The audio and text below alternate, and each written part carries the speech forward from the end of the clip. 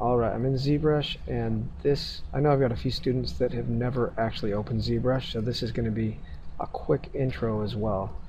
Up top we have all the menus, and you can dock these menus. Like, say if we really wanted to look at, say, something like the brush menu, I could grab this little area and drop it over here on the right. And then I've got all my brush things. The ones that are really important, quite honestly, are going to be the tool, for what we're doing anyways, and the document.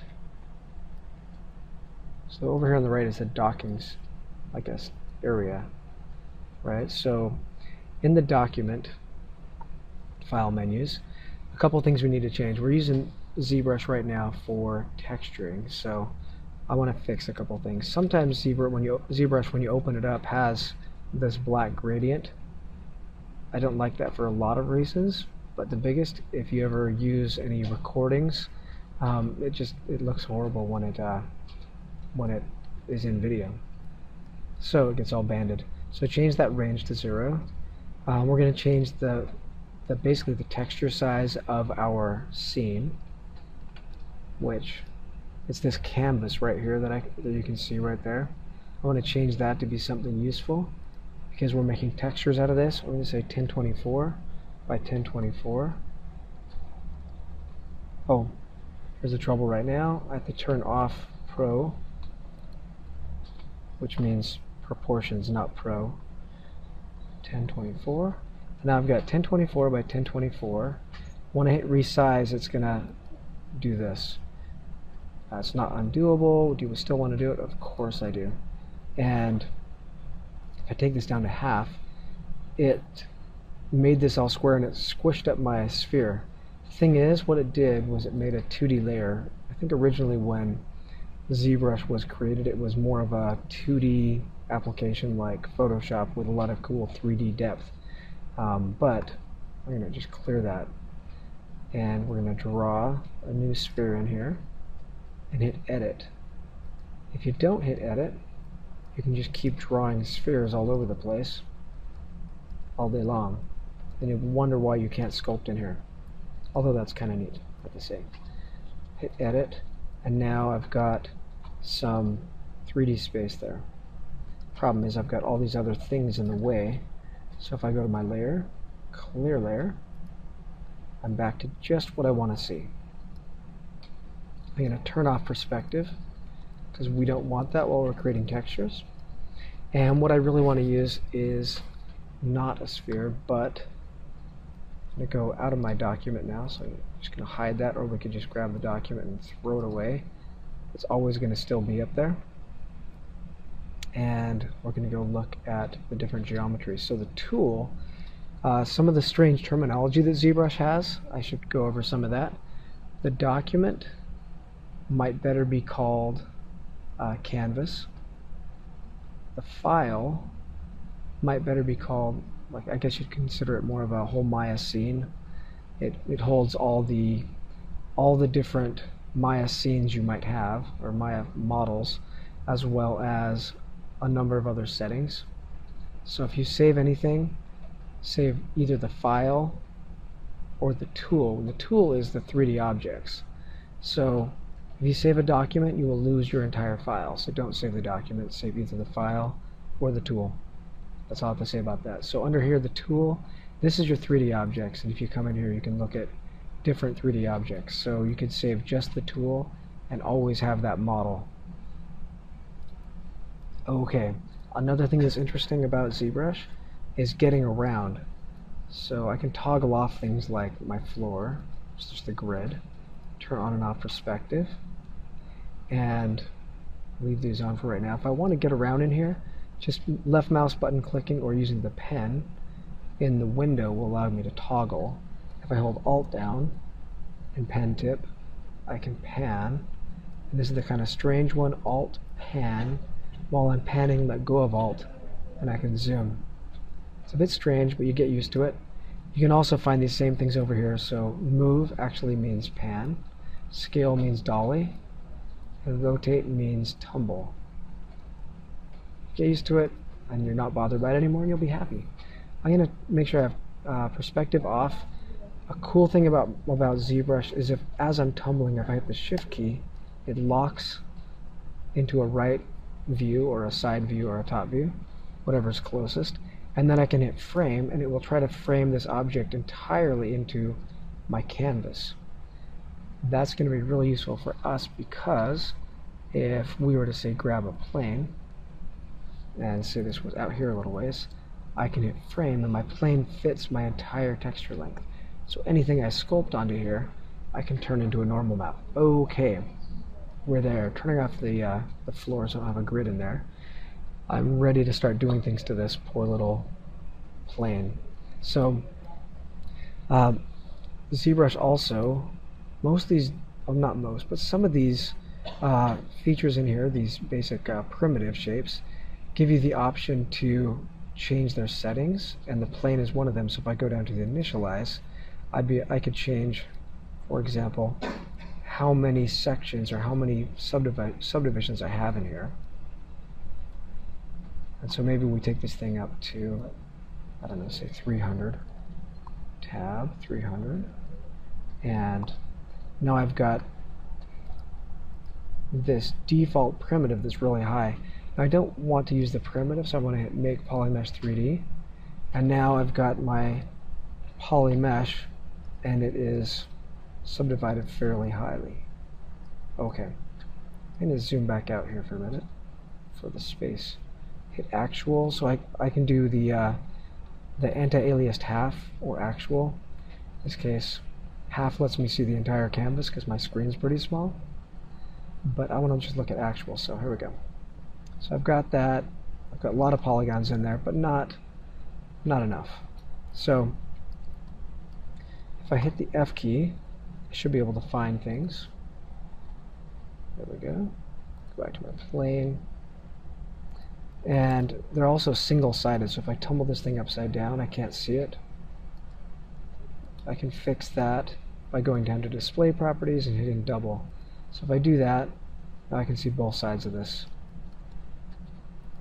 Don't need to anymore. Hit the F key, same thing as hitting frame, and that gets me into here. Okay, now we're pretty much ready to run. I'm going to go to geometry, turn off the smooth, so I'm going to subdivide this without that on. It's going to jump from 90,000 to 400,000, divide it one more time. That's going to be enough for what we're trying to do here. So if you've never ever used ZBrush before, this is what you can expect. When you start drawing on this, it will rise up into space. And if you hold down the Alt key as you do it, we'll cut in.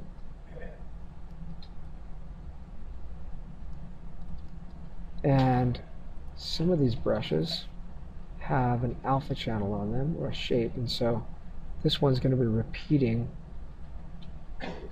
the square, which is basically just the brush tip. And if I was to take and hold down my Shift key, it smooths those polygons out.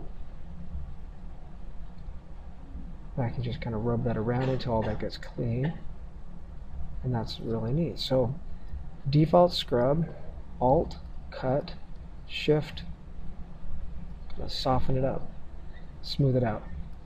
Okay, up here I've got an undo, so I'm just going to scrub back in my timeline a little ways and get rid of these kind of nastier pieces, but leave this right here. So zoom out to here, and I want to also show that there's a few different things you can do. So if I use my standard brush, which gives me normally just a big round gooey shape, over here there's different things you can do. So I've got dragging dots, where it's got basically it's dropping that round stamp as it goes.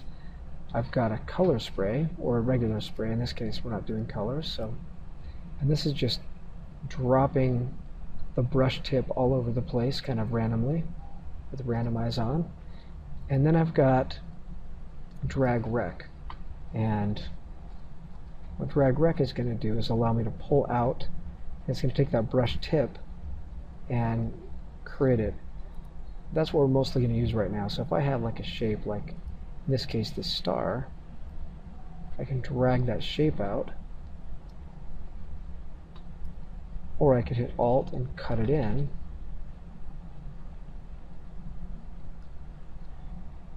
I've made a few other ones. So here's I guess kind of a gear. And if I tumble around, you can see they've got depth. Maybe cut that one out. Let's see what else have I got in here. Try this one. Go right over the top of that. And cut that guy. That looks a little silly.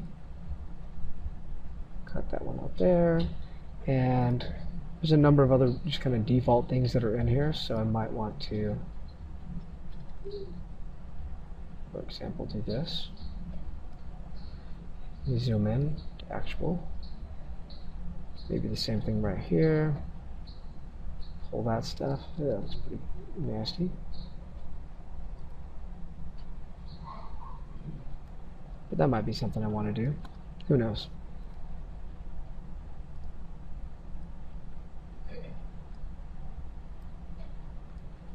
And you can bring in files. So say if we went into my Alpha tab here, import, and I found an image that I had created in Photoshop or anywhere else. My goodness, we'll go back to the same spot. So Maya, projects, sci-fi, source images, and hopefully find texture that's useful here. What is this?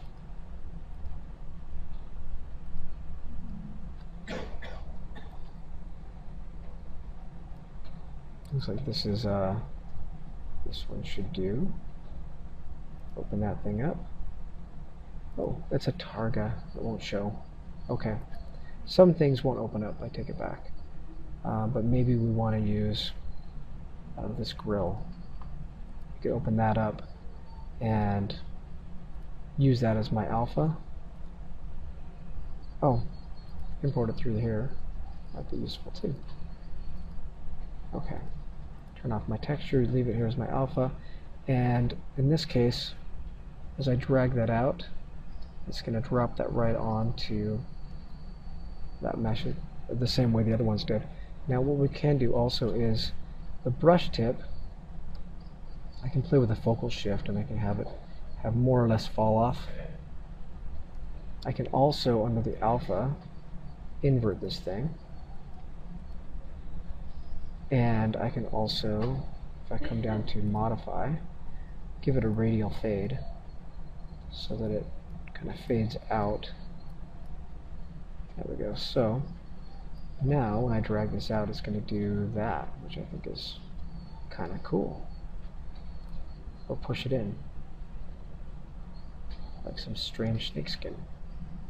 Or I think that's going to be more than enough for what I expect my students to do for this assignment. Okay, so what we're going to do now is basically just take this, hit the F key, zoom out here so we can see it, hit the F key, so this fits my scene, change my material from the default stuff down to a normal color. You can see what I'm getting right here, and I'm just going to go document, and I'm going to export this into my Maya directories. So documents, Maya, project, sci-fi, source images, save this thing out as, I don't say a JPEG, got so many things in here, toss,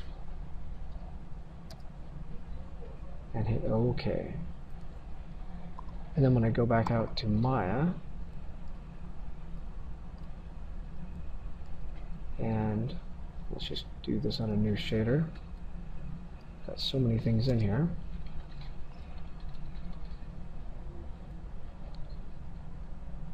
Okay, 4x4, so it fills up my UV space really well.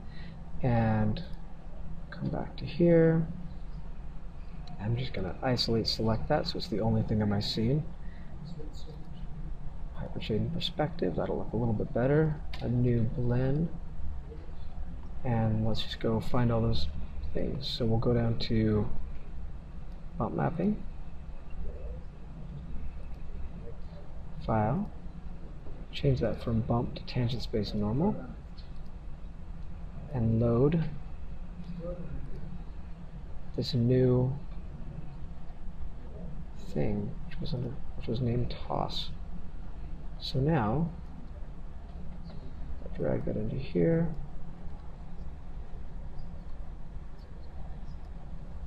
You can see how well that did.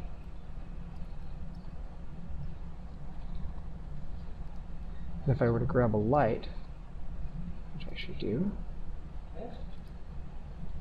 swing this over here and turn on my light sources,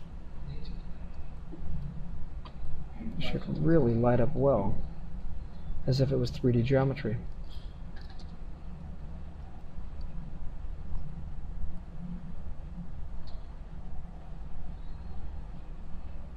You can see the JPEGing actually, so I shouldn't have done that. Make that something else. But that looks pretty good without anything on it. And then if we were to at least come in here and drag, say, a color, wrong one, drag this color down to color, it's not too bad.